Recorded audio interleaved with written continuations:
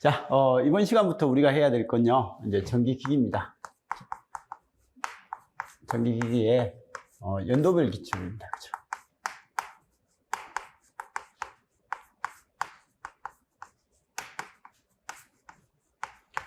일단 거기 수업 시간은 그럼 수요일이죠.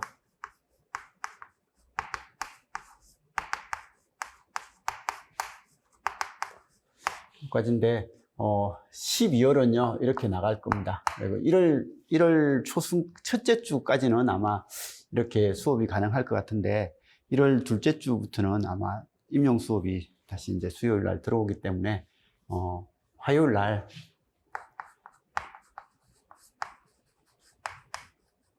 지금 오전에는 전기 이론을 하고 오후에 뭐 14시 한 30분 정도 되겠죠, 그죠? 그래서 18시 30분 이때까지 해서 화요일 날 수업을 할 겁니다. 1월 중순요. 1월 초순 이후부터는 아마 이렇게 될 것 같습니다. 그래서 수요일 거기 언제죠?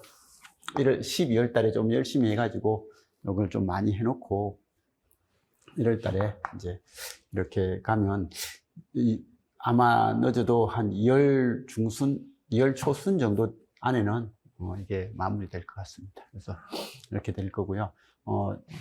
수업은 여기 국가직, 지금 수업은요, 국가직 9급하고요. 지방직, 공개된 지방직 9급. 이것만 일단 이번 텀에서는 할 거고, 이건 이제 끝나면 나중에 이제 국가직 끝나면 아마 7급 수업도 한번 이렇게 해 나갈까 지금 생각 중입니다. 그래서 이렇게 해 나갈 거니까 요거 한번 봐주시고, 일단은 이번 텀에서는 이걸로서 해 나갈 겁니다. 이게 30개가 넘더라고요. 30개가 넘어가지고 하루에 4개씩 해서 하면 한 5주 하면 20개 정도 되고요. 나머지 이제 한 10개는 1월 달에 이제 이렇게 해서 해 나가면 될 것 같습니다. 그래서 앞으로 한 5주 동안 하루에 4개 이상은 이제 쭉 해 나갈 생각이니까 그냥 이렇게 해서 정리를 하도록 하겠습니다. 자, 다른 뭐 특별한 건 없는 것 같고요. 이걸 일단 빨리 이걸 끝내면 나중에 여기 없는 지방직 있죠. 여기 국회직도 있고, 그 다음에 예전에 서울시만의 공개 문제도 있고, 그리고 나중에 7급도 해야 되고, 그리고 9급 중에서도 거기 또 어디죠? 고등학생들 하는 그 9급도 있고 해가지고 문제가 계속 있긴 합니다. 근데 있긴 한데 그때 이제 필요에 따라서 조금씩 해 나가도록 하겠습니다. 자, 아무튼 이렇다라는 건 봐두시고요. 그러면 이제 그냥 문제 시작하도록 하겠습니다. 그래서 이런 식으로 해 나갈 거다.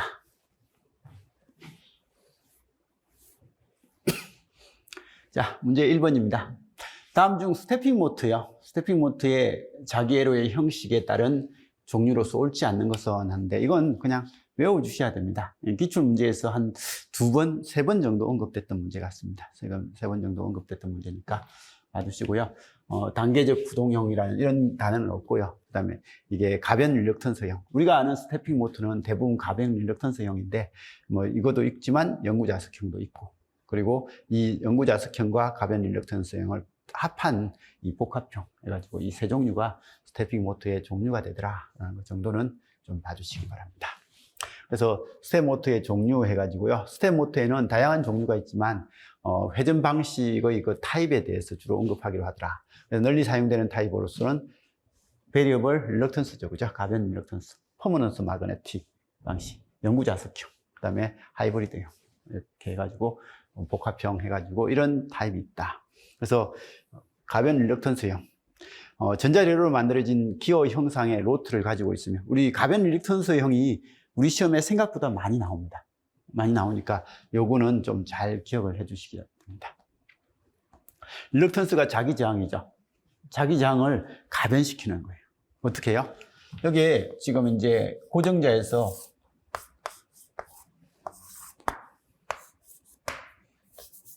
이런 돌곡 구조를 만들어 주고요.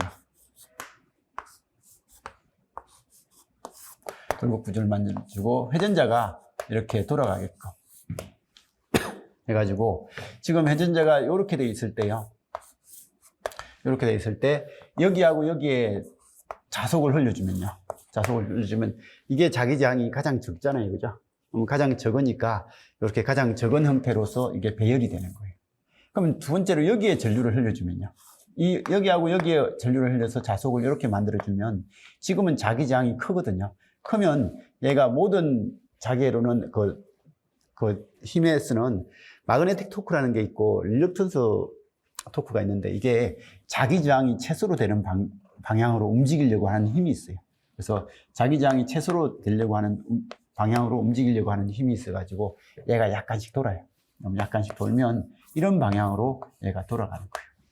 그래서 돌아가고, 그 다음에 이제 어느 정도 돌아갔으면 또 여기에 전류를 흘리면 또 자기장이 최소가 되는 것은 또 돌아간 이게 돌려고 하고, 이런 식으로 해서 이게 만들어지는 이런 형태가 가변 릴럭턴스예요. 그래가지고 우리가 쓰는 그 시험 문제에서는 제일 많이 나오는 그런 형태입니다. 그래서 이게 기타 파트에서 나오는 문제 중에서 제일 많은 지분을 차지하고 있는 게 가변 릴럭턴스형이니까 좀 잘 봐주셔야 됩니다. 그래서 기어 형상의 로트를 가지고 있으며 스테이터 코일에서 발생된 전자력을 흡입 또는 반발하여 스테이트에서의 그 자극의 회전에 따라서 지금 같이 회전을 하게 되는 이런 형태고, 동작 원리를 설명하기 위해서 스테이트하고 로트가 각각 4개로 이루어진 VR 스텝 모터를 나타낸 것이다 라고 해가지고 여기에 VR 스텝 모터 해가지고 나와 있는데, 얘를 지금 이제 NS를 이렇게 두면요, 이렇게 두면 이게 딱 맞죠, 그죠? 근데 이제 이게 약간씩 그걸 이제 N극을 이렇게 옮겨가는 거예요. 옮겨가면 이쪽을 옮겨가면 이 S가 N극으로 당겨져 가는 거고, 그리고 이제 어느 정도 당겨져 갔을 때는 또 S 쪽에 여기를 S를 주면 N하고 S가 이렇게 맞물려 가지고 이렇게 가고 하거든요. 어쨌든 이렇게 해서 계속 회전을 시키려고 노력하는 그런 형태입니다. 여기는 이제 영구자석을 가지고 하는 거지만, 어쨌든 영구자석으로 만들어진 로트를 이용해서 스테이트의 코일에서 발생된 전자력에서 흡입 반발시키는 타입이더라. 그래서 여기는 처음에는 영구자석이 아니라 그냥 자성체입니다. 근데 이제 얘를 자석화시켜서 얘를 돌리면서 자석이 떨어가게끔 하는 그런 형태가 영구자석형이죠. 그죠? 그래서 이런 형태가 있다. 로트는 스테이트의 자극의 회전에 따라서 회전하게 되더라. 그래서 무자력 때에도 자기 유지 토크가 발생하게 되더라. 뭐 이런 어려운 단어는 그냥 몰라도 될 거고요. VR형과 동작 원리는 거의 같으면서도 가격이 저렴하여 일반적으로 기기에 많이 사용된다. 그래서 영구자석형은 여기에 지금 이제 이런 것들이 작아도 되는 형태거든요. 그래서 이 영구자석으로 사용되는 얘들이 작아도 되는 거고, 그리고 얘를 만드는 데 있어서 비용이 좀 덜 든다라는 그런 의미로서 이런 이야기를 쓰는 것 같습니다. 그래서 그림 4-9에서는 뭐 이렇게 돼 있다라는 것은 그냥 봐주시기 바라고요. 그다음 복합형이 있다라는 것은 그냥 봐두시는데, 자, 이런 거예요. 이건 나중에 이제 이거보다 더 어려운 더 쉬운 것들을 공부하게 될 건데요. 이게 자극이에요. 그래서 자극이면 이게 지금 이제 A, B 뭐 이런 A, B 해가지고 나와 있는데, 여기에 코일을 흘려주고 전류를 주면 여기 나사산이 있잖아요. 그죠? 이 나사산에 대해서 여기도 나사산이 있으니까 얘가 자기장이 최소가 되게끔 하려고 조금씩 돌아가는 거예요. 그래서 여기 전류를 주면 얘들이 조금 이동하고 그 다음에 여기 전류를 주면 조금 이동하고 여기도 조금 이동하는 힘을 발생시키고 여기도 이렇게 힘을 발생시켜가지고 돌아가면서 이렇게 주면 얘들이 조금씩 이렇게 이동해서 나아가는 그런 형태로서 되어 있는 겁니다. 근데 이건 보기가 좀 불편한데 나중에 이제 이거보다 쉬운 보기는 우리 시험에 많이 나오니까 그때 보기로 하겠습니다. 그래서 이런 형태다라는 것 정도는 봐두시고요.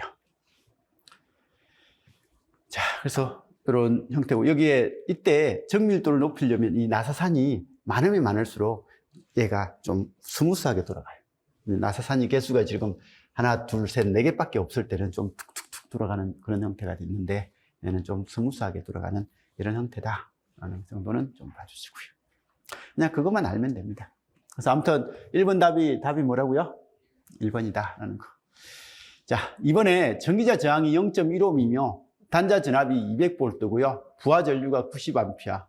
그리고 계좌 전류가 10A인 직류 분권 발전기의 유기기 전류. 이런 문제는 그냥 분권 발전기니까 분권 발전기 그림을 먼저 그리고, 그죠?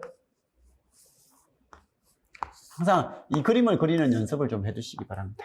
그래서 전기 저장이 0.1이고 단자 전압이 200이고 그리고 부하 전류가 90A고 계좌 전류가 10A다.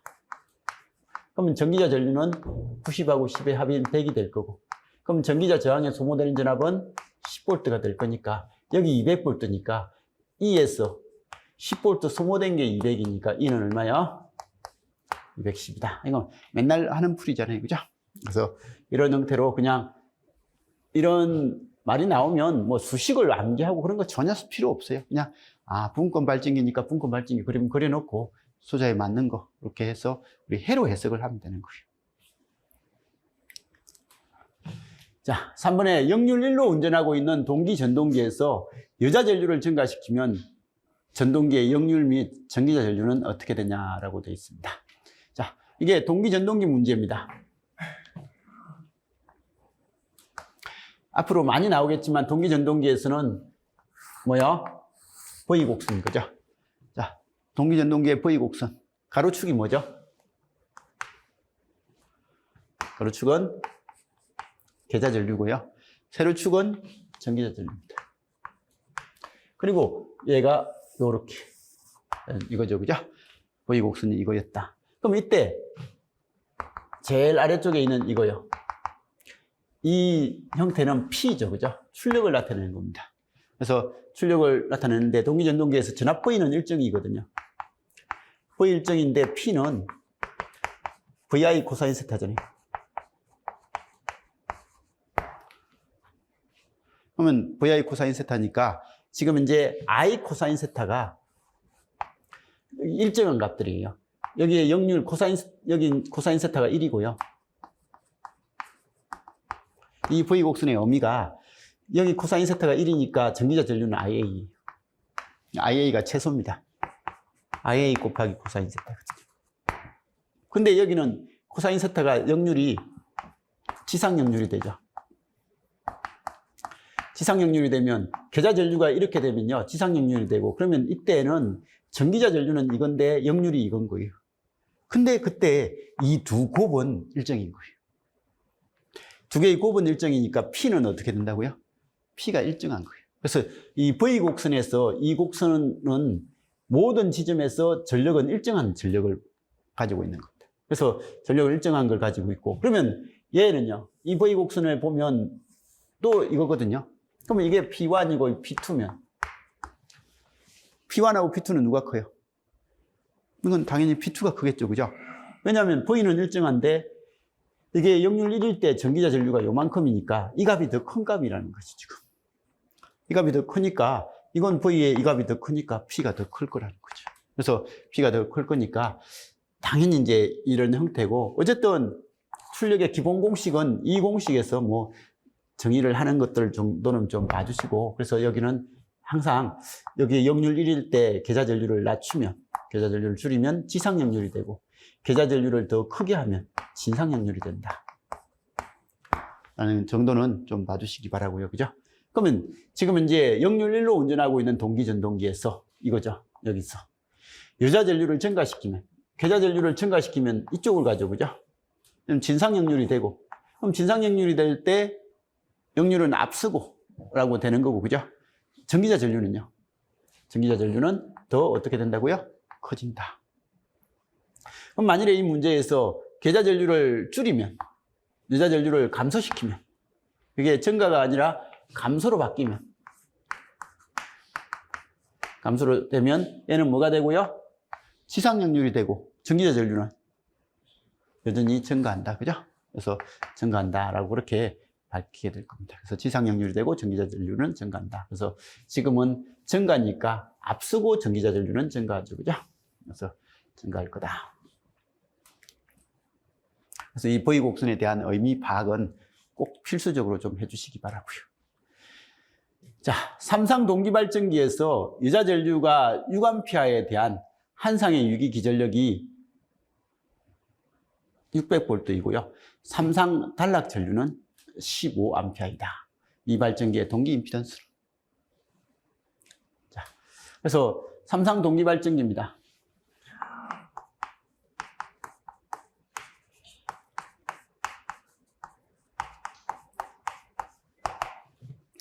발전기죠, 그죠? 이 발전기에서 IF가 6일 때요. 유기 기전력은 600V고요. 그때 단락 전류는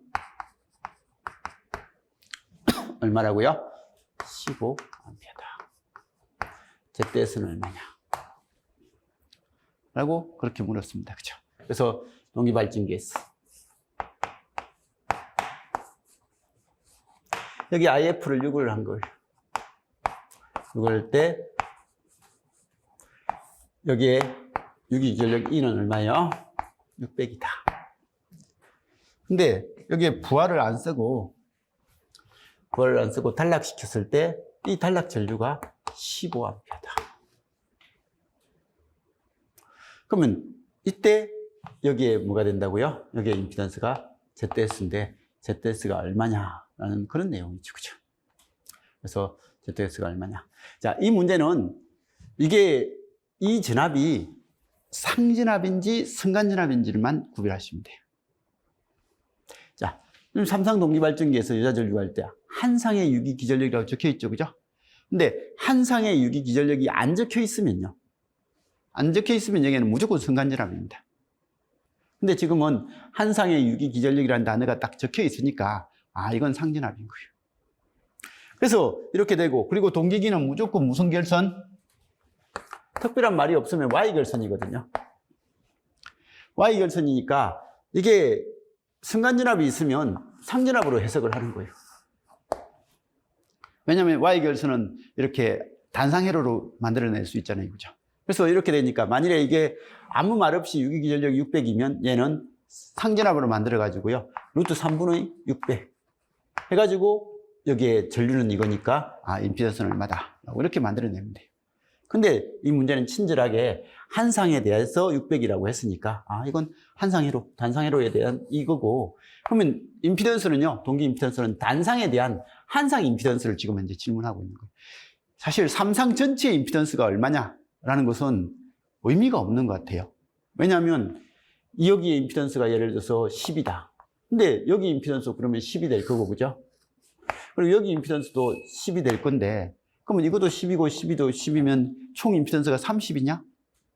그거는 좀 의문이잖아요. 그죠? 이게 병렬회로 형식 구성이 가능한데, 이게 10이고 10이고 10이라고 해서 30이 된다? 이런 말도 이상하거든요. 그래서 이 임피던스의 문제는 기본적으로 단상에 대한 걸 물어보는 거예요. 삼상 전체 임피던스라는 말은 사실은 의미가 없는 거예요. 그래서 의미가 없는데 간혹 삼상 전체 임피던스가 얼마냐 해가지고 세배를 물어보는 그런 문제가 자격증 같은 데서 있더라고요. 그래서 있는 형태가 되는데 사실 그런 건 의미가 없고 단상 임피던스를 이렇게 물어보는 게 정상인 거예요.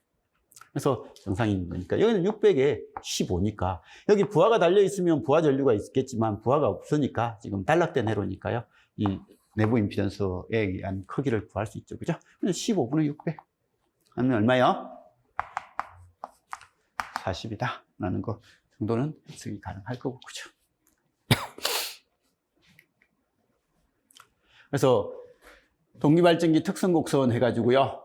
특성곡선 하는데 우리 이 곡선 만들 때 무부하 부하곡선 만들어 보는 거, 이게 부하를 개방한 상태에서, 그죠? 부하를 개방한 상태 여기서 측정하는 거. 그래서 여기에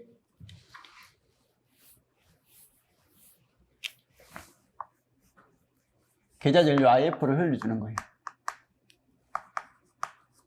그래서 여기에 E가 만들어지겠죠. 그리고 내부 임피던스가 있는 거예요. 그리고 여기에 개방돼 있죠. 그럼 여기 테스트기를 가지고 여기 찍는 거예요. 여기를 측정을 하는 거고, 그럼 여기 전류를 주는 거죠. 암페어미터가 얼마인지 여기 측정하는 거예요. 그래서 이 암페어미터를 측정해가지고 여기 유기기 전력이 얼마인지 하는, 이걸 측정하는 게 뭐라고요? 이 IF를 조절해가지고 여기에 단자전압 V, V를 찾는 거고. 그럼 이제 여기서 무부하 상태니까 V는 뭐하고 똑같다고요? 2가 됩니다. 라고 해서 되는 거고. 그때 이 계좌 전류를 조금씩 이 저항을 이용해서 계좌 전류를 0부터 서서히 증가시키면 처음에는 어떻게 되고요? 거의 직선으로 올라가다가 어느 정도 되면 포화가 돼서 이렇게 되죠. 라고 하는, 이걸 우리는 뭐라고 부른다고요? 무부하 포화곡수입니다.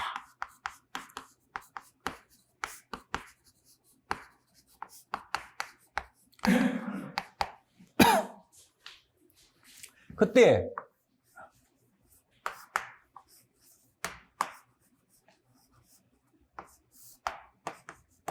여기에 부하가, 정적 부하가 달려 있을 때요. 여기에 정적 단자 전하 Vn과 정적 전류 IN이 있을 거잖아요. 그죠? 그래서 정적 동작을 하고 있을 때 여기 계좌 전류 IF가 있을 거예요. 이 IFN이라고 하겠습니다.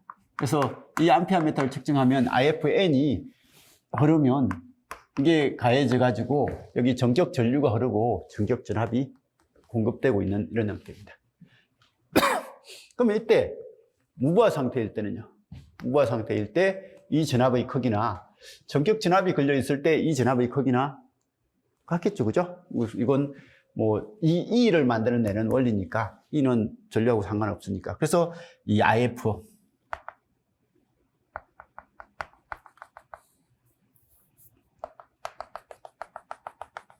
이게 IF 지금은 이제 제로라고 할까요?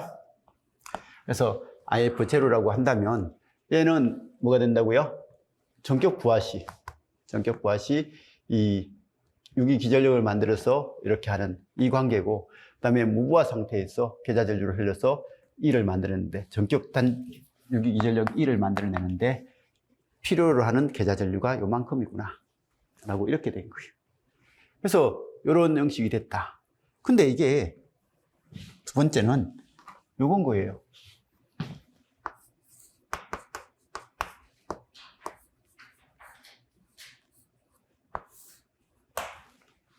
부하를 단락시켜 버렸어요.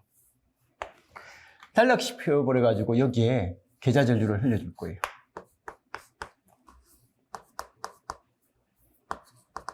그럼 단락시켰을 때 계좌 전류를 흘려주면요, 여기에 전류가 IN이 되려면요, 이 IN이 되려면 여기 전격 전류가 되려면요, 여기 부하도 없는데 여기 전격 전류가 되면 여기 계좌 전류가 좀 작아도, 그죠? 기전력이 좀 작아도 여기 흐르는 전류는 전격 전류가 될 거잖아요. 그죠? 그래서 전격 전류가 흐를 거니까 이게 지금 이제 단락을 시켜놓고 이 계좌 전류를 흘려줬을 때 단락 전류가 얼마인지 보는 거예요. 여기가 I가 되기도 하죠. 그래서 이건 뭐고요? 이렇게 되는. 이걸 우리는 뭐라고 부르고요? 단락곡수입니다. 라고 그렇게 불렀고, 이때 요거요. 이 전류가 뭐죠? 라고 하면 이 전류는 IN인 거예요. 이게 IN이 되고, 그러면 이건 IF2라고 한다면 이 IF2는 부하 단락 시 뭘 만들어주느냐? 전격 전류를 만들어주는, 전류를 만들 때 필요한, 위에 필요한 전류죠. 그죠? 필요한 계좌 전류. 이런 말입니다. 이게 IF2가 되는 거예요. 그래서 이 IF2는 부하 단락 시 전격 전류를 만들기 위해서 필요한 계좌 전류. 그럼 이건 뭐가 되겠어요? IF 이걸 제로라고 했으면 IF 제로는 뭔데? 라고 하면 이건 부하 단락 시에는 뭘 만들기 위하냐? 부하 단락이 돼버리면 이게 IF 제로가 되면 얘 E나 얘 E가 같아지는 거죠. 그죠? 얘 E나 얘 E가 같아지는 거니까 부하 단락 시 뭘 만들기 위해요? 전격 전압을 만들기 위한 계좌 전류인 거예요. 근데 이건 부하 단락 시나 부하 개방 시나 똑같죠. 그죠? 어쨌든 이 E에 전격 전압을 만들려면요. 전격 전압을 만들려면 여기에 공급되는 거나 여기 공급되는 거나 똑같은 전압을 공급해주고, 그럼 그 전압이 공급됐을 때 흐르는 전류는 이만큼이라는 거예요. 단락돼 있으면. 개방돼 있으면 전류가 안 흐르니까 전류가 안 흐르는데 단락돼서는 전류가 이만큼이고, 이게 IS가 되는 거죠. 이걸 우리는 단락 전류라고 부르고, 단락 전류라고 하고, 얘는 전격 전류치고죠. 그럼 IF0는 뭐라고 부른다고요?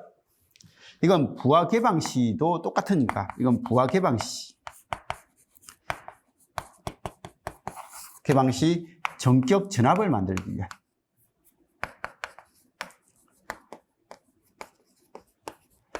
위한 계좌전류입니다. 그래서 이렇게 이야기해요. 그래서 얘는 부하 개방 시 전격 전압을 만들기 위한 계좌전류고, 근데 이게 부하 단락되어 있으면 그때는 단락 전류가 흐르는 거고, 얘는 부하 단락 시 전격 전류를 흐르기 위한 계좌전류가 이만큼이다 라고 불렀고, 이때 그래서 우리는 단락비는 IM분의 IS, 그죠? 그리고 이 단락비는 역시 뭐하고 똑같고요? 퍼센트 임피던스의 역수죠, 그죠? 물론 PU법으로 표현된 퍼센트 임피던스의 역수로 표현할 수도 있더라 라고 하는 이런 것들까지, 이게 무압화학국수는 이 단어가 꽤 중요합니다, 그죠? 그래서 이런 단어는 꽤 중요하니까 요거 정도는 좀 봐주시기 바라고요. 그래서 무압화학국수, 동기발전기를 무부압화학국수는 최고의 출력과 무부하 손실을 함께 고찰하는 것으로서 A와 같이 무부하 시험을 한다. 그래서 여기에 부하를 개방시켜 놓고, 여기에 동기속도로 원동기를 돌려놓고, 여기에 전류 암페어미터를 측정하면서 이 가변장을 조절해서 이 전류가 전격 전류가 되게끔 만들었을 때, 그죠? 그래서 이게 이 전류가 만들었어, IF0가 되게끔 했을 때 여기 기전력이 얼마인지 이렇게 보는 거죠, 그죠? 그래서 이 기전력이 나올 때까지 하는 IF를 측정하는 거죠, 사실. 그래서 그렇게 했다라는 것 정도는 봐주시고요. 자, 단락국수는요, 부하를 단락시켜 놓은 거예요. 그래서 여기 사실은 암페어미터입니다. 단락시키면서. 암페어미터는 내부저항이 얼마라고요? 볼트미터는 내부저항이 무한대인데 암페어미터는 내부저항이 0이거든요. 그래서 여기 암페어미터를 달면 부하가 단락됐다는 거예요. 그래서 부하를 단락시켜 놓고 여기 역시 계좌전류를 증가시키면서 여기에 전류가 전격 전류가 될 때까지 이 계좌전류를 조절해 본 거예요. 그때 그 값이, 이건 무부하 시험이네. 단락곡선이라고 해놓고 무부하 시험인데 무부하 부하곡선이고요.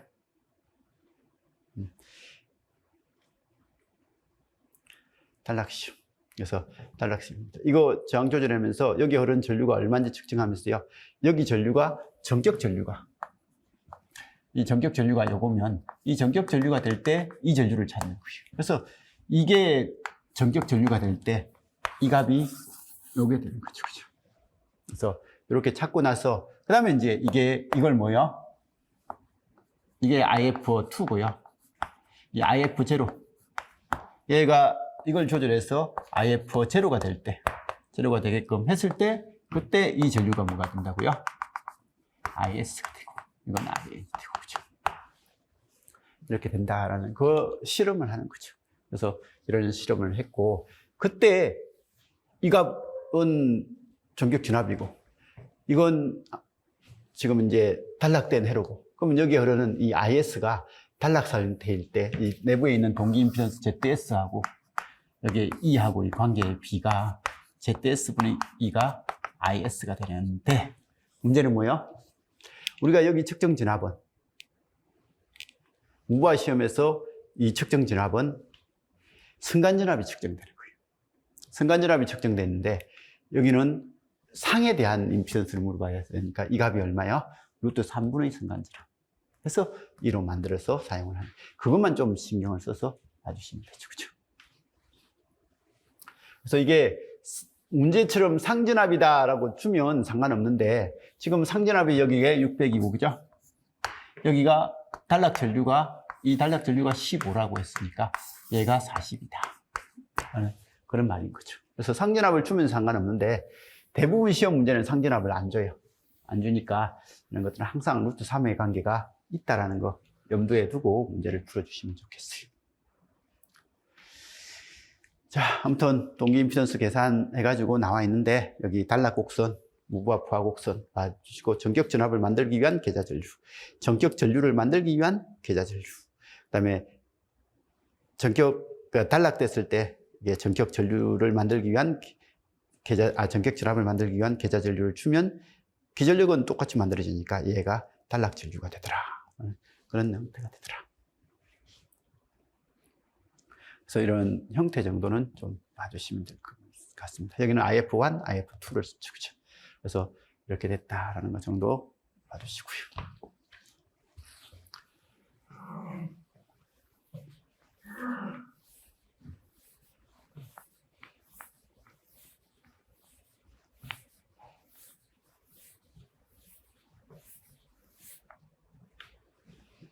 그리고 거기 하루 수업을 할 때는 대부분 그 하루에 처음 나오는 내용은 내용 설명을 좀 할 거고요.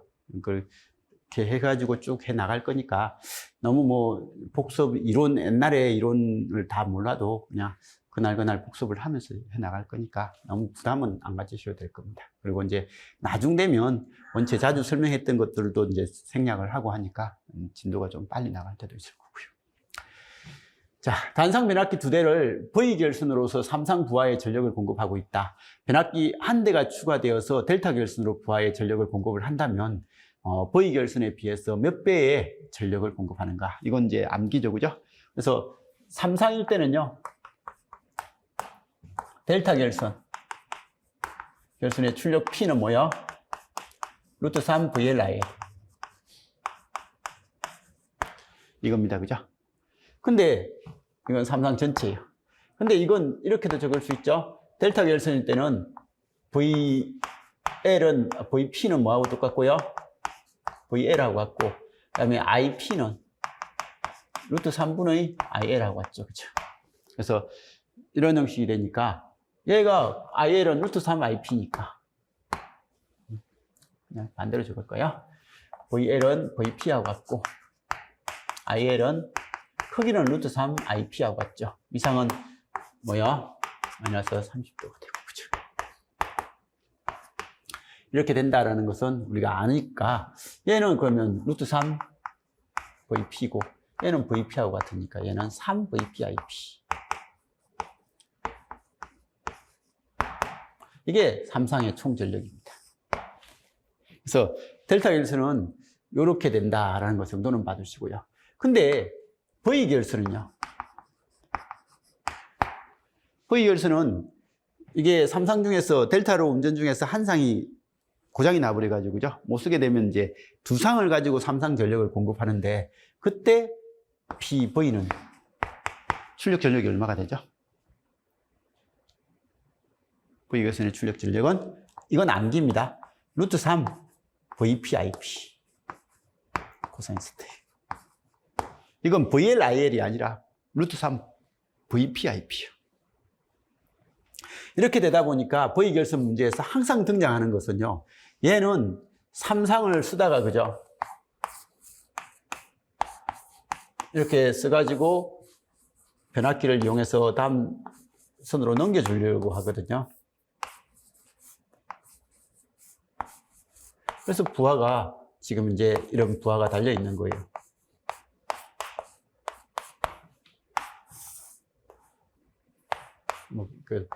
결선의 방향은 신경 쓰지 맙시다. 자, 어쨌든 이렇게 되거든요. 그럼 여기서 공급은 삼상을 했는데, 삼상을 해가지고 보내려고 했는데, 여기서 한 상이 고장이 나버린 거예요. 그래서 삼상을 해서 보내면 요만큼의 전력 공급을 하는데, 이걸 한 상이 결상이 돼가지고 고장이 나버리면 두 상으로서 전력을 공급해서 부하의 전력을 공급한다는 거죠. 그러면서도 평행 삼상을 만들 수가 있다는 거죠. 그래서 이런 형식이 되고, 그럼 그때 이 두 상을 사용을 하니까요, 실제 사용하는 건 두 상을 쓰니까 실제 V 결선의 투입 전력,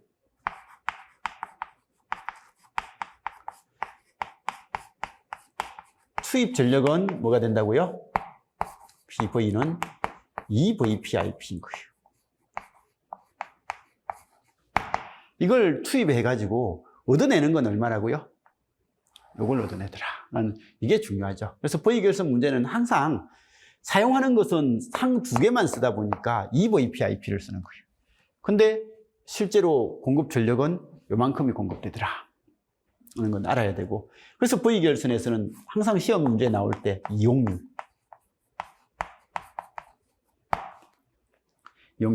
이게 내가 넣어준 건 이건데 얻는 건 이만큼이라는 거죠. 그래서 얻는 건 이만큼이니까 얼마요? 2분의 루트 3. 그 다음에 출력비. 이 출력비는요, 고장이 안 난 델타로 쓸 때하고 고장이 나가지고 V로 쓸 때의 출력비를 넣다는 거예요. 그러면 고장이 안 난 델타일 때는 얼마요? 3VPIP죠. 근데 고장이 난 V는 루트 3VPIP죠. 그죠? 역률은 그냥 안 쓰겠습니다. 그럼 VPIP 없어지니까 얼마가 된다고요? 3분의 루트 3 또는 루트 3분의 1. 그래서 이게 0.577이고요. 이게 0.866이고요. 그래서 이건 암기해야 돼요. 2분의 루트 3이 0.866이고 루트 3분의 1이 0.577. 몇 번 산수하면서 그냥 암기해 놓으시는 게 좋겠죠. 그래서 V결선은 이런 관점이 중요하죠. 근데 이런 것들을 외우기 이전에 당연히 외워야 될 값은 이 두 값입니다. 시험에 많이 나오니까. 근데 그 이전에 V결선의 출력은 요만큼이다. 요걸 투입해가지고 요만큼이 나온다. 이걸 이해하는 게 더 중요한 거예요. 그래서 이런 거고. 그럼 이제 단상 변압기 2대를 V결선으로 삼상 부하에 전력을 공급하고 있다. 그러면 그때 PV는 얼마라고요? 루트 3VPIP잖아요. 이렇게 공급하고 있다가 한 대 추가해서 델타 결선으로 공급한다 라고 하면 P 델타는 얼마요? 3VPIP잖아요. 3VPIP니까 한 대 추가해가지고 추가하면 V결선에 비해서 몇 배의 전력을 공급하는 효과인가? 라고 하니까 이 값보다 이 값은 몇 배 크냐? 루트 3배 크다. 그죠? 그래서 이런 것들은 그냥 대충은 볼 수 있는 내용이죠. 그죠? 그래서 V결선 해가지고 나와 있는 거 항상 나오는 건데, 어쨌든 제일 중요한 건 V결선에서의 출력입니다. 출력이 이게 V2N, I2N이니까 VPIP인 거예요. 그래서 VPIP 루트 3이다. 이런 형태 좀 봐주시면 좋을 것 같습니다. 자, 그래서 V결선이 이런 거다, 그죠? 여기에 한 트랜스가 고장나도 이 평행 삼상 부하에 평행 삼상 전원을 공급할 수 있는 그런 형태가 되더라. 자, 일정 전압 및 일정 파형의 주파수가 상승을 하면 변압기 철소는 어떻게 되는가? 라고 이렇게 이야기했습니다. 변압기 철소하면 대표적인 게 뭐예요?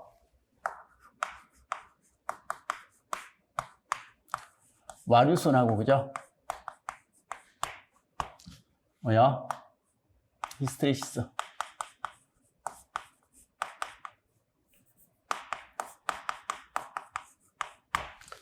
PE, pH라고 보통 합니다. 이게 철선의 대표적인 용어잖아요, 그죠? 그러면 이때 지금 변압기 철선이 어떻게 되는데 라고 하면요, 주파수가 F가 증가합니다. 그래서 F가 증가하면 철선, 와류선은 어떻게 되는데 라고 하면 이 P는 뭐가 된다고요? 비례한다. 철심의 두께에 비례하고 사용 주파수의 제곱에 비례하고 최대 자석 밀도의 제곱에 비례한다 라는 이런 특성을 가지고 있는 거고, 그 다음에 pH는 비례한다. 주파수에 비례하고 최대 자석 밀도의 제곱에 비례한다 라는 이런 특성을 가지고 있다는 것은 무조건 체크를 해 놓으셔야 됩니다. 그죠? 자, 그러면 이렇게 되니까 주파수가 증가하면 와류선도 어떻게 되고요? 증가하고, 그 다음에 철선도 증가하니까 당연히 증가하겠지 라고 하는데 답이 틀렸죠. 그죠? 그래서 이런 것들 정도는 좀 봐주시고, 그러면 왜 틀렸는데 라고 하면 변압기에서 유기기전력 E는요 4.44 F, N, B, S 이게 유기절 E거든요. 근데 변압기에서 특별한 게 없으면 관기 내수는 한번 맞춰지면 조절할 수 없고 철심의 단면적도요. 한번 설치를 하면 바꿀 수가 없는 거예요. 그러면 바꿀 수가 없는데 내가 조절할 수 있는 건 사용 주파수는 임의로 이제 내가 사용을 할 때 조절을 가능하고 그러면 이제 최대 자수 밀도도 이게 조절이 가능하거든요. 그러면 이게 조절 가능한데 문제는 뭐예요? 일정 진압. 진압이 일정한 상태라거든요. 이 값이 일정해지면요. 일정해질 때 내가 이 값을 키우면 그러면 이 값이 일정하면 이 값도 일정해야 되는데 얘들은 일정해요. 처음부터 일정합니다. 일정하지만 얘를 키우면요. 그러면 좌변이 일정한데 우변에서 이게 커지면 얘는 어떻게 된다고요? 감소지고 이건 감소하고 얘를 감소시키면 얘가 증가하더라는 거죠. 그래서 이렇게 해가지고 E는 비례한다. 뭐예요? F하고 B의 곱에 비례하는 겁니다. 그죠? 근데 E가 일정이니까 이 곱이 일정인 거예요. 이 문제에서 전압이 일정하니까 E가 일정하게 되고 E는 건수비에 의해서만 조절되는 거니까 그죠? 그래서 이렇게 되고 그러면 와류수는요? 와류수는 비례한다. 얘 F하고 B의 곱이 E니까 E의 제곱에 비례하는 거예요. 그리고 히스테리시스는요? 비례한다. 이거 제곱하고 F 하나 나눠주면요. F분의 E 제곱에 비례하는 거죠. 근데 E가 일정하니까 변화가 없으니까 주파수가 증가하면 이 E가 일정이다라는 단어가 있으면 히스테리시스는 주파수가 커지면 히스테리시스는 감소하고 와류소는 무관하더라. 주파수에 무관하더라. 이거 시험에 꽤 많이 나오는 보기라고 했죠. 그죠? 그래서 이런 것들을 봐주시고. 그래서 이건 일정한 데 반해서 얘는 감소하게 되니까 전체의 변압기 철소는 어떻게 된다고요? 감소한다. 이런 형태가 되더라. 그래서 항상 이 관계, 이 단어가 있는지 없는지 꼭 보셔야 됩니다. 이게 제일 중요한 단어입니다. 그래서 전압이 일정할 때라는 단어가 있으면 이겁니다. 그리고 참고적으로 변압기 철심에서는요, 와류손하고 히스테리시스 손의 비가 한 2대8, 3대7, 뭐 그 2대8 정도의 수준이라고 했죠. 그죠? 그래서 2대8 정도의 수준이다라는 이런 것들도 한번 좀 생각을 해 놓으시기 바라고. 그죠? 그래서 얘는 감소하죠. 그죠?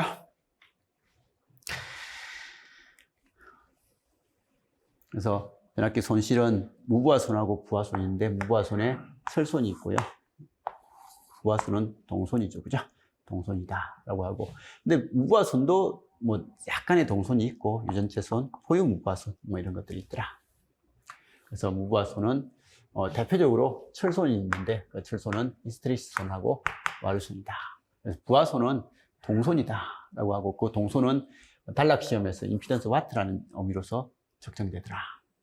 그래서 무부하손 철손이고 여자 전류에 의한 구리손도 조금 있고 그다음에 절여물에 유전체손도 조금 있고 고유 무부하손도 있더라. 뭐 이런 것들은 알아서 봐주시고요. 야, 이 문제는 문제의 의미가 자기께 안 되면 답을 못 내게 문제 같아요. 그래서 저는 이 문제 풀어도 답이 이건가? 그러면 답이 이거니까 이런 의도로 문제를 냈겠지 라고 파악을 할 수 있는 거지. 이 문제만 보고 이걸 답을 내기가 쉽지가 않아요. 저는.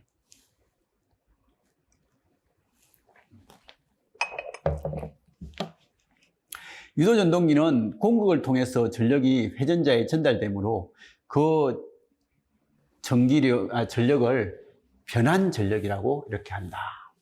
그래서 유도전동기 문제 나오면 항상 따라 나오는 게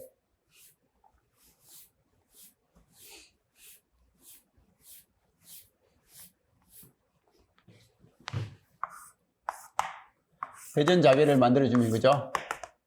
여기에 회전자가 실제로 움직이게 됐다는 거죠. 그죠?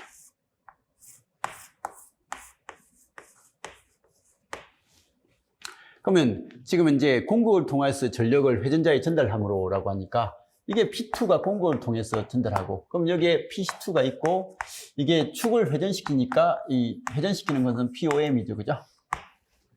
그래서 이런 기계가 실제 움직이는 것은 POM입니다. 그러면 유도전동기의 공극을 통해서 전력이 회전자에 전달되므로 이건 P2 이야기하는 것 같죠. 그죠? 그래서 그 전력을 변환 전력이라고 부르더라. 그 전력을 변환 전력이라고 그렇게 이야기한다라고 하는데, 이 변환 전력은 회전자 동선을 제외한 전력이니까 여기에 P2가 전달되는 P2 중에서 회전자 동선을 제외한 전력이니까 지금 POM을 이야기하겠죠. 그죠? 그래서 이 문제의 변환 전력은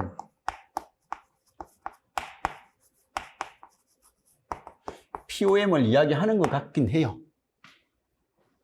근데 이 유도전동기의 변환 전력은 속도하고 관계가 되며 속도는 슬립으로 표현이 된다. 이때 변환 전력과 슬립의 관계로서 옳게 설명한 것은, 저는 이 문제의 의미를 잘 못 찾겠어요. 그래서 이게 변환 전력은 이거다. 그럼 변환 전력은 보통 뭐예요? 1-S의 P2다. 해가지고 우리 P2, PC2, POM은 N2, NS 동기속도, 이거 NS-N 상대속도 N 하고 똑같은 비율이고, 그죠? 그 다음에 S분의 R2, R2 S분의 1-S의 R2가 되고, 그래서 비율이 S분의 1대 S분의 1-S 비율이라서 N은 1대 S 대 1-S 비율이다. 이런 것까지는 우리가 했습니다. 그리고 좀 전에도 했듯이 P2는 그래서 P2는 이게 1이 P2일 때 POM은 P2일 때 POM은 뭐가 되고요? 1-S의 P2고요. 그 다음에 PC2는요, S의 P2다. 그래서 슬립 S는 뭐가 돼요? 슬립 S는 P2분의 PC2다. 라고 하고, 이 P2가 POM 더하기 PC2분의 PC2다. 라는 게 슬립 S가 되잖아요. 그죠? 그래서 이런 비율 관계는 그냥 쓸 수가 있습니다. 근데 지금 현재 이 변환 전력과 슬립의 관계를 어떻게 설명하죠? 이 문제는 어떤 관계를 하는지.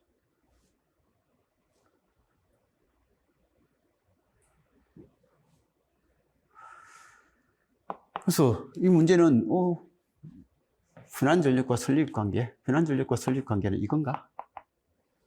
라고 될 수도 있는데 답이 2번이 아니더라고요. 이게 왜? 라고 했더니 슬립이 이거잖아요. 그죠? 슬립이 이거니까 이 슬립은 이거 넘기면 P2는 1-S분의 POM 이렇게 되니까 여기 P2를 집어넣으면, 즉 여기에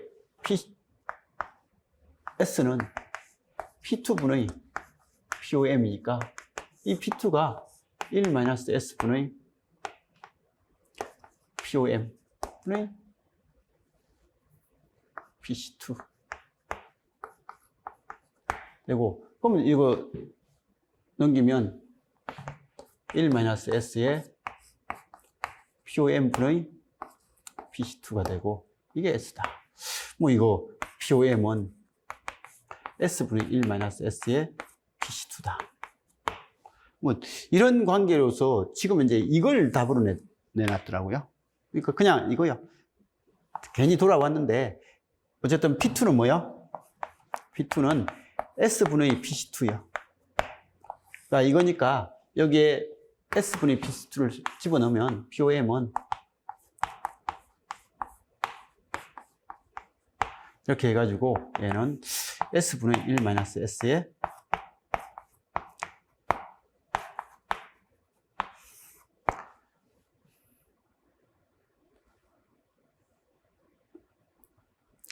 이런 관계를 했고요. 그리고 이제 요런 관계 아니면 요거 보자. 이런 관계로서 이야기를 했을 수도 있겠네요. 이거 SE2, R2, X2, SX2. 슬립 S로 운전 시에 이게니까 얘를 우리는 이렇게 바꿨죠. E2, S분의 R2. 얘는 J,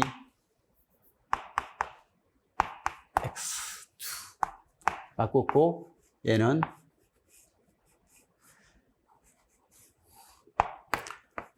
R2, JX2, S분의 1-S의 R2. 이렇게 했네요. 그죠? 그러면 요걸 질문했겠네요. 여기에 I2가 되니까, 그러면 POM은 뭐가 해야 된다고요? I2의 제곱에 1S분의 1-S의 I2. 이걸 쓰겠네요. 그죠? 그래서 이걸 써가지고, S분의 1-S의 I2의 제곱의 I2가 POM이다. 라고 해서 이 POM과 비례관계, 슬립과는 이런 비례관계를 가진다. 하고 이걸 질문을 했겠네요. 제가 잘못 생각했네요. 이게 여기에 똑같이 P2가 이게 I2의 제곱 R2가 맞긴 한데 이런 의미에서 설명을 한 게 아니라 그냥 이걸 설명했겠네요. 지금 문제를 풀다 보니까 이런 의미인 것 같습니다. 예전에 이렇게 풀었던 것 같아요. 제가 까먹어버렸네요. 아무튼 이 변환전력 POM하고 설립 관계는 이런 관계다라는 걸 이걸 그냥 이야기한다라고만 봐주시기 바랍니다. 그럼 이걸 변환전력은 뭐예요?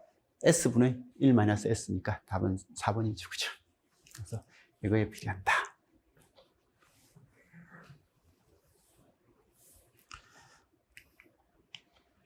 그래서 유도전동기의 전기 기계적 출력 해가지고 나와 있는 이 그림, 유도전동기는 항상 이 그림을 좀 생각을 해주시면 되고, 여기 속도는 회전 계좌의 속도니까 동기 속도 NS지만, 그죠? 여기 속도는 실제 회전자의 속도니까 그냥 N이다. 이런 것도 좀 봐주시고, 그죠?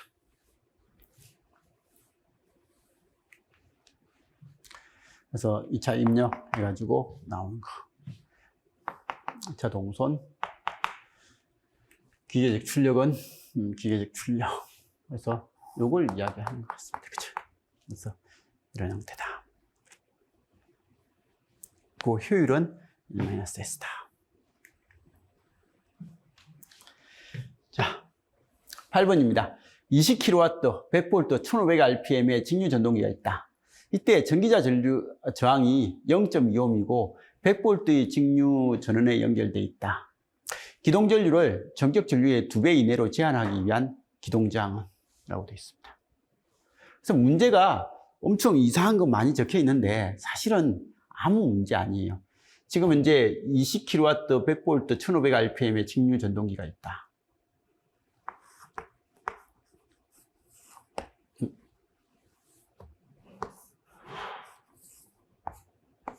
뭐 분권이든 타여자든 특별한 말이 없으니까 뭐 이렇게 타여자 형식으로 적어 놓으면 될 것 같고, 여기에 뭐야? 200V, 100V, 20kW.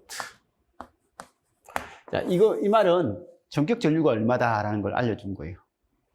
전격은 얼마예요? 이게 VN이 이거니까 20kg가 되려면 얼마야? 전격 전류가 지금 현재 200A다라는 걸 알려준 거예요. 그죠? 근데 이렇게 전동기가 있다. 이때 전기자 저항이 0.25ohm이다. 뭐 100V의 직류 전원에 연결되어 있다. 기동 전류를, 자, 얘 직류 전동기는 얘가 회전을 하면요. 회전을 하면 E는 뭐예요? K파이 N. 파이는 나와 있을 거고, 회전을 하면 E가 만들어지죠. E가 만들어지니까 이 전류가 얼마인지는 E를 알아야 됩니다. 근데 기동 C는요? 기동 C는 N이 얼마일 때요? N이 0일 때고, n이 0이면 E가 뭐가 되는 거예요? 0이 되죠. 그래서 이게 여기가 0이라는 거예요. 0이니까 여기 전압 100V가 있는데 여기 0.25ohm이 있으면 전류가 얼마가 흘러요? I는 0.2분의 100. 그래서 500A의 기동 전류가 흐르죠. 그죠? 그래서 이게 I 스타트인 거예요.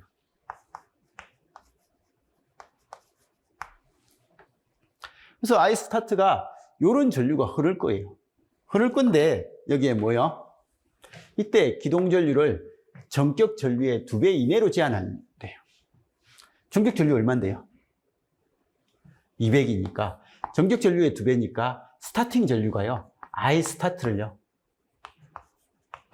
400보다 작게, 그죠? I 스타트가 400A보다 작거나 같게 제한하고 싶다는 거예요. 그러면 I 스타트 구하는 공식이 뭐라고요? 아무런 기동 저항을 달지 않으면 I 스타트가 500이 되거든요. 500이 되니까 손실되는 가능성이 있는데 여기에 저항을 하나 달아가지고 스타팅 저항을 하나 달아가지고 스타팅 되는 순간은 이 전압이 0V니까 단락이니까 여기에 흐르는 전류 I가 얼마요? 0.2 더하기 RS죠. 스타팅 저항분의 전압 100을 한 게 뭐보다 작게끔요? 이게 400보다 작게끔. 그래서 이렇게 만들어주는 RS 값이 얼마냐라는 그런 질문이죠. 그래서 문제의 의도를 잘만 보면 되는 거예요. 그러면 동그라미 2개 치우고 그러면 이건 0.2 플러스 RS가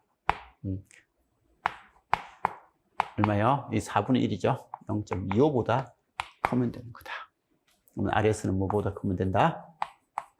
0.05보다 크면 된다라는 그런 내용이죠. 그죠? 그래서 이게 의미 파악을 조금만 잘하면 뭐 이런 문제는 진짜 쉬운 문제예요. 그래서 스타팅 상태가 뭔지, 그래서 이 기동이라는 단어가 딱 나오면 n이 0인 상태에서 n이 커지려고 하는 그 순간, 그러니까 n이 0인 상태니까 유기기전력이 0인 상태. 뭐 이런 것들을 잘 생각해서 보면 아무 문제 아니에요. 그래서 이런 것들은 조금만 신경 써 보시기 바랍니다. 그래서 직류전동기의 기동 해가지고 기동시에 관련된 내용. 그래서 기동이란 정지 상태에 있는 전동기를 운전 상태로 바꾸는 것을 이야기하더라. 그래서 기동 순간에는 정지되어 있으니까 역기전력이 0이 되고, 그러면 역기전력이 0이 되니까 원래 IA는 RA분의 V-E인데 E가 0이 되어버리니까 RA분의 V가 되고, 이에 의해서 RA분의 V가 되고 최대 전류가 흐르게 된다. 이때 이 전류를 기동전류라고 한다. 그럼 그 기동전류가 너무 크면 소손 가능성이 있다. 이때 대단히 큰 기동전류가 흘러서 전동기를 손상시키거나 전원전압을 일시적으로 저하시키는 원인이 되며 이러한 현상을 방지하기 위해서 기동기를 설치한다. 그래서 이 저항이 대표적인 기동기라는 거죠. 걸 쓰는 게. 그래서 기동된 후 속도가 아주 증가하여 E가 V가 되면 전류는 0이 되고 회전 속도를 무부하 속도라고 하기도 하더라. 그래서 여기 기동저항을 다는 거예요. 전기자 회로에 기동저항을 하나 달아서 한다. RA는 이 내부에 있는 거잖아요. 그죠? 그래서 RS라는, 지금은 RM이라고 했나요? 뭐, 이런 AS라고 했네요. 어쨌든 기동저항을 달아두라. 그래서 기동시, 기동 토크를 충분히 크게 해야 되고, 그래서 충분히, 기동 토크는 크게 해야 되는데, 기동 전류는 너무 크면 안 되고, 전격 전류의 1.5에서 2배 사이로 이렇게 제한을 많이 쓰더라. 그래서 기동할 때 전기자 회로에 적당한 저항을 삽입하여 기동전류를 전부하 시 2배 이내로 제한해주는 가감 저항기를 기동기라고 하더라. 그래서 처음에 저는 기동기 해가지고 뭔가 운전시켜주는 어떤 물체인 줄 알았어요. 근데 기동기는 이렇게 기동할 때 소손되지 말라고 달아주는 저항, 뭐 이런 것을 기동기라고 그렇게 이야기를 하더라. 그래서 오늘날 전자제어 기술 발달로 기동저항을 자동으로 제어해주는 자동기동기가 사용되고 있다. 자, 이거 9번은 뭐 그냥 이런 게 있구나라고만 좀 봐주시기 바랍니다.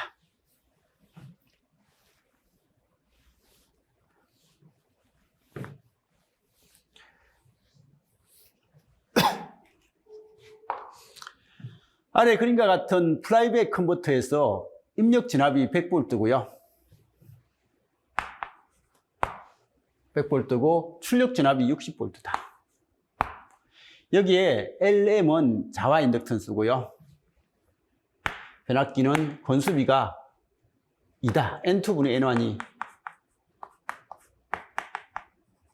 2대 1이라는 말이죠. 그죠?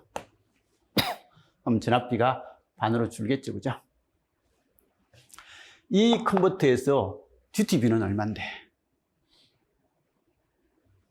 라고 그렇게 이야기를 했어요.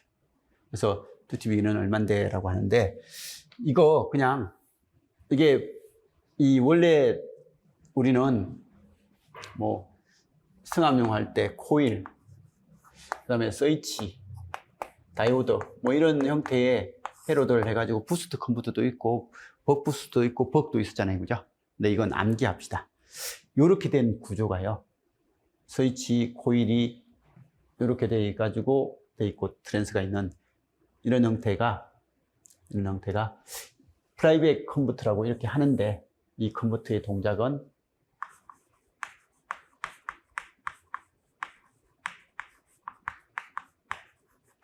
이까지만 기억을 합시다.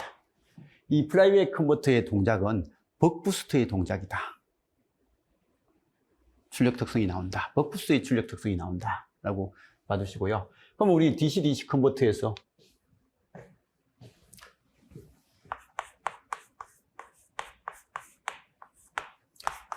첫 번째 벅이죠. 그죠? 벅 컨버터는 승합용, 강합용. 강압에서 있고, 그죠? 그 다음 두 번째, 부스트는요.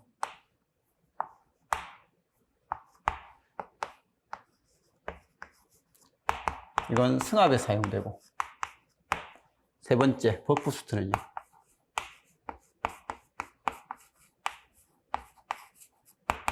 이건 승합도 쓰이고, 강압도 쓸 수 있는 그런 용도라고 했고, 그 다음에 네 번째, 축 컨버터도 승합하고 강압을 모두 쓸 수 있다 라고 그렇게 이야기했습니다.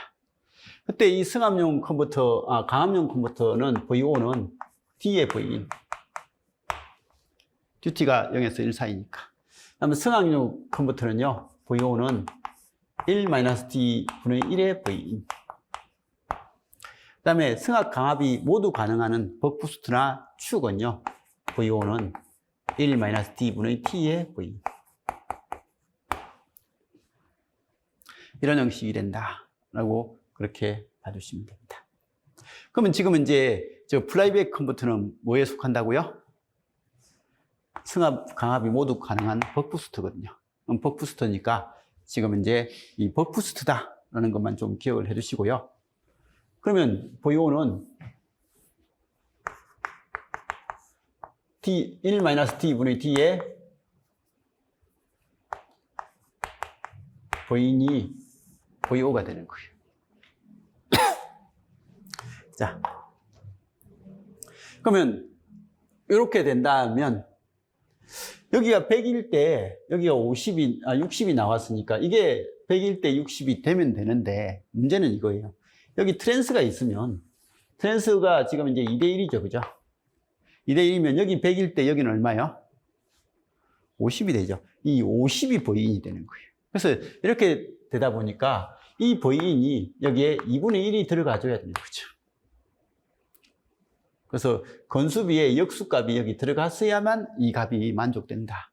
라고 해가지고 이게 N1분의 N2가 여기에 들어가줘야 되는 거예요. 그래서 이것만 그냥 정리를 해서 봐주시면 되는 거예요. 그럼 사실은 얘는 요 관계 봐주시고, 그리고 봐요. VO가 T의 V, VO가 1-D분의 1의 V, VO가 1-D분의 T의 V, 이런 형태가 될 때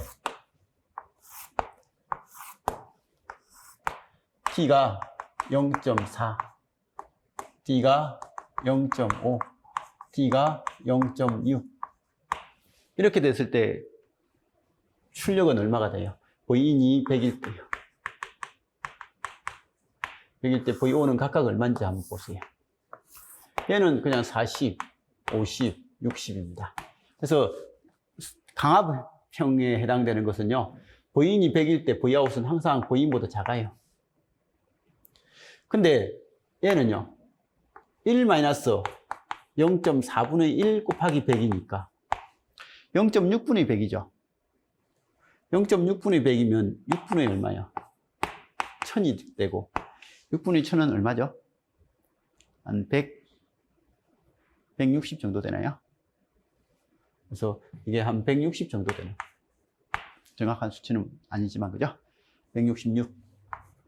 근데 얘가 1-0.5분의 1 하니까 이게 0.5분의 1이니까 2가 돼서 얘는 200이 되고요.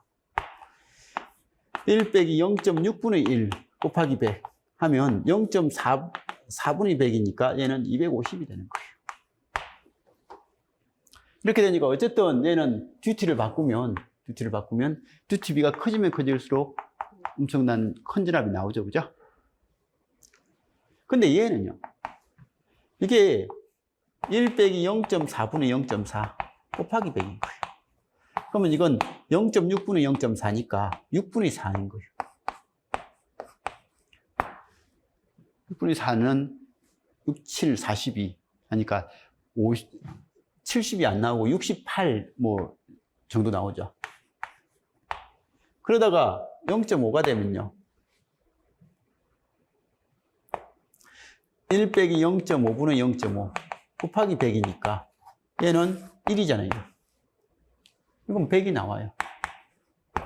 0.6이 되면요, 1 빼기 0.6분의 0.6 하니까 0.4분의 0.6, 2분의 3이 돼요. 2분의 3이니까 150이 돼요.